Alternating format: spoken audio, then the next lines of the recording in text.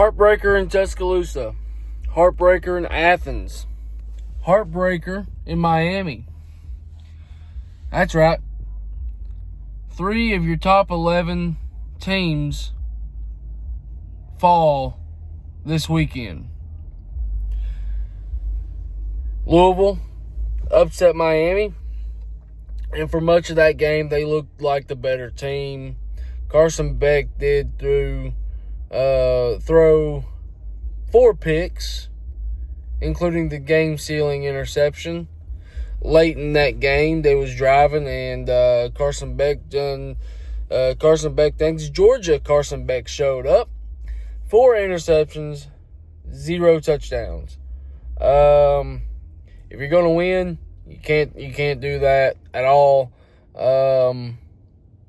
Congratulations to Louisville on a big upset, big win, monumental win for them.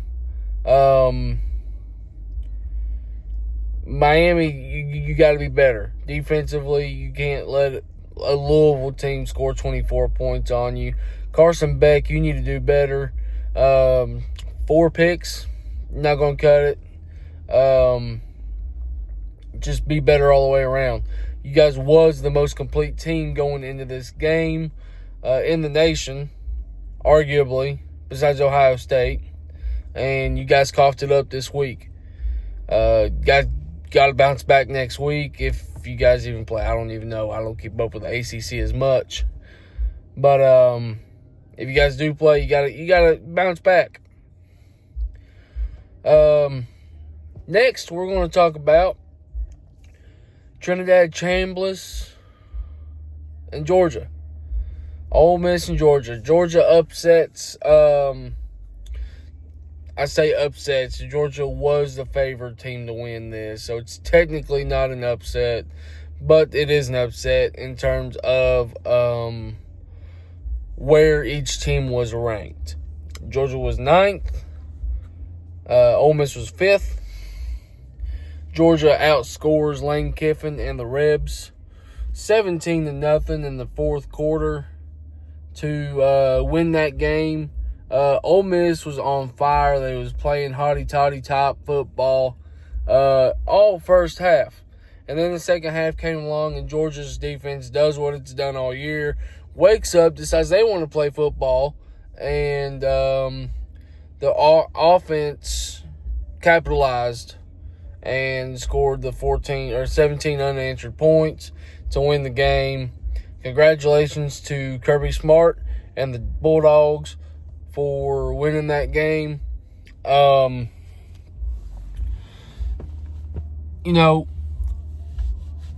the whole timeout situation that Kirby Smart pulled last week versus Auburn, I lost all of my respect for him as a coach, but I will give him his flowers. He's one of the best coaches in the history of college football. Notice I said one. Bear Bryant still exists. General Neyland, Nick Saban, and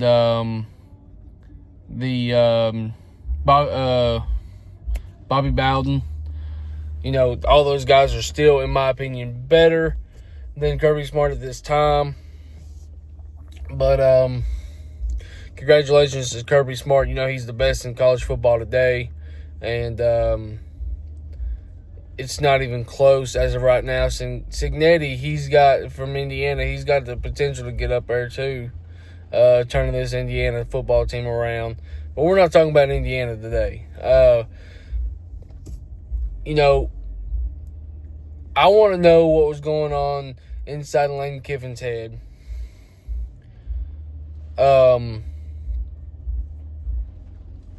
Having your foot on the throttle, and then not being able to come out in the second half and continue having your foot on the throttle.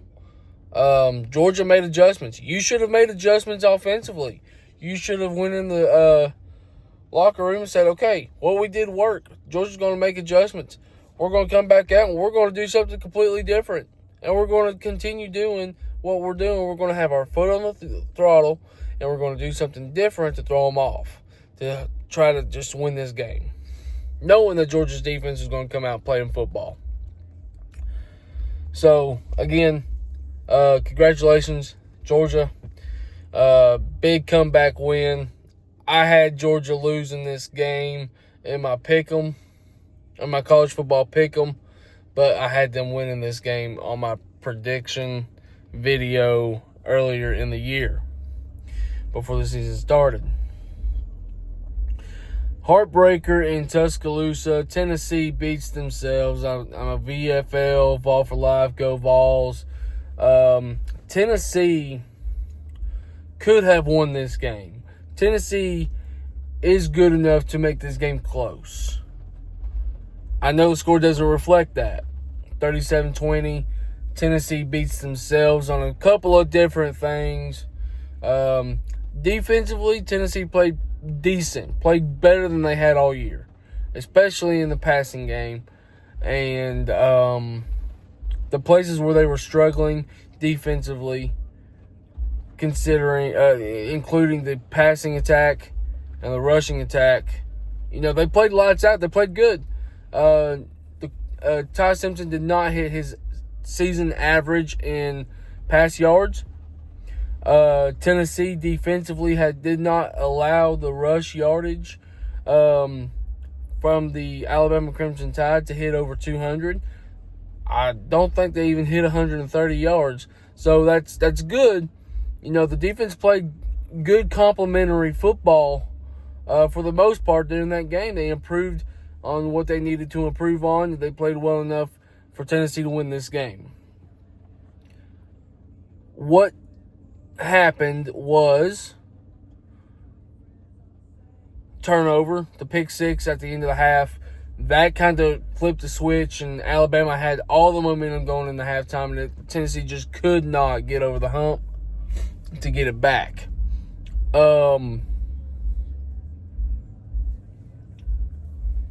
Joey did not play his best game, but Joey played well enough for this game to win two, except for the self-inflicted wounds, and Josh Heupel touched on this in his post-game conference.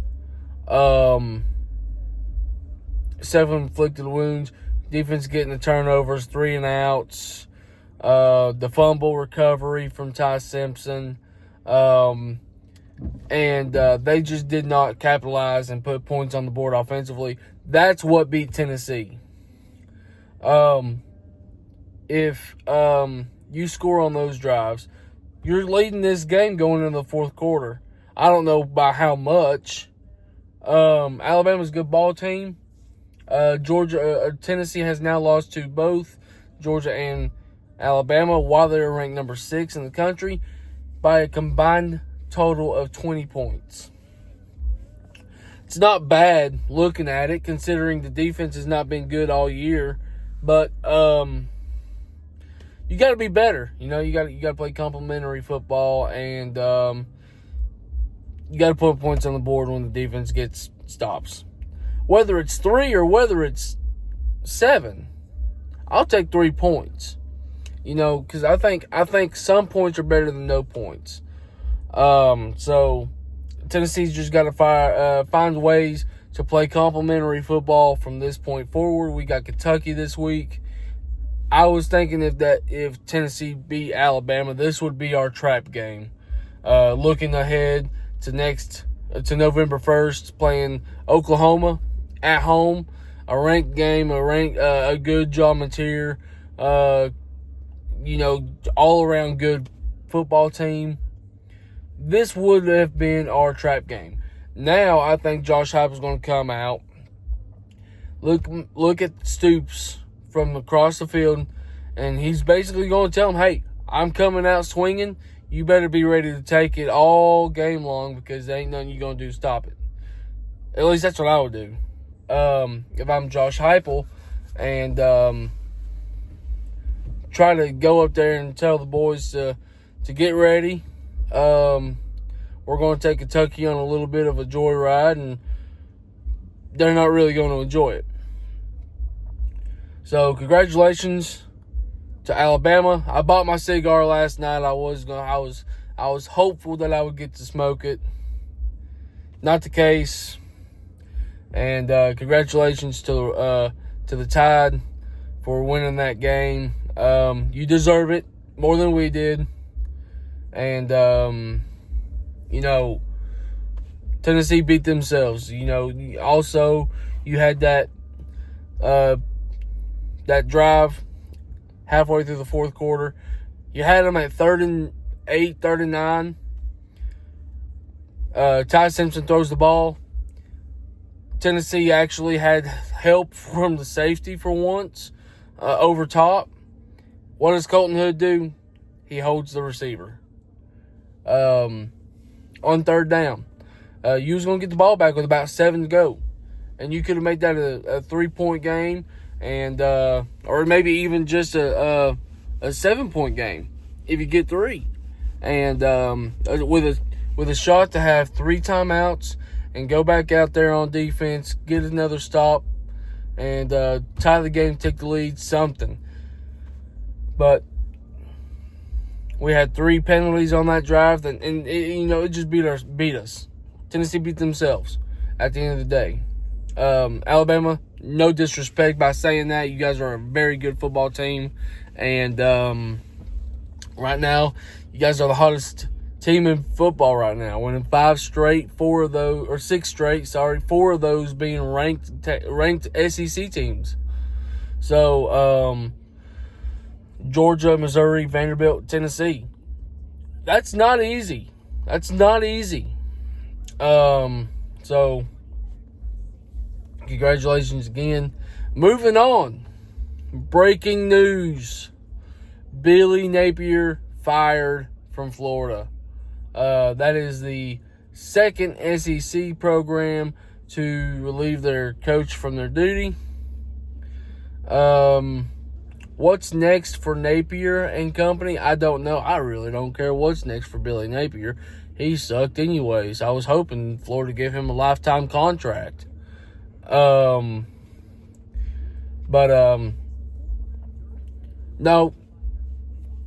Scott Strickland got smart, fired the guy that was the problem this entire time.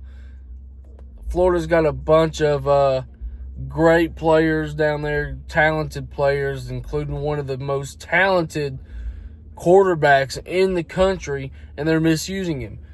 He's injury prone. That doesn't help his case any. But, who are they going to get as their interim? I didn't read up on it, so they may have already got a good guy in there. I don't know. But anyway, we'll see what they can bring to the table. They get a bye week this week to establish their system, to get the guys on board and come out and play. I believe they got Georgia. Yeah, Georgia next.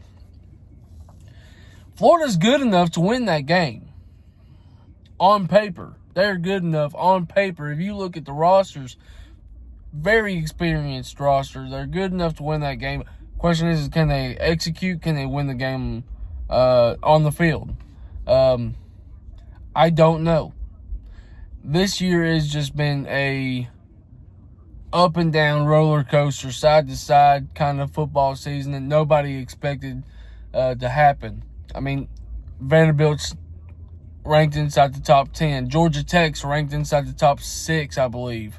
Indiana's number 3 in the country. What's going on? These teams that are not typically good are good. And the best thing we can do is just buckle up and go with the ride, I guess. Because, man, my preseason predictions for SEC schedules or for SEC teams are jacked up. Except for Tennessee's. Tennessee's is right there, kind of sort of on par with what I was thinking. For now, we'll see what happens next. But my Georgia schedule's messed up. I had them beating Bama. They lost to Bama. They may lose to Georgia Tech too. Florida. I lost Florida as soon as they snapped the ball against USF. So Texas, I had them losing to Ohio State and winning out. That didn't happen. No, I had them losing to Georgia, so I had them going 10-2. That ain't gonna happen. So we'll see. Everybody just buckle up.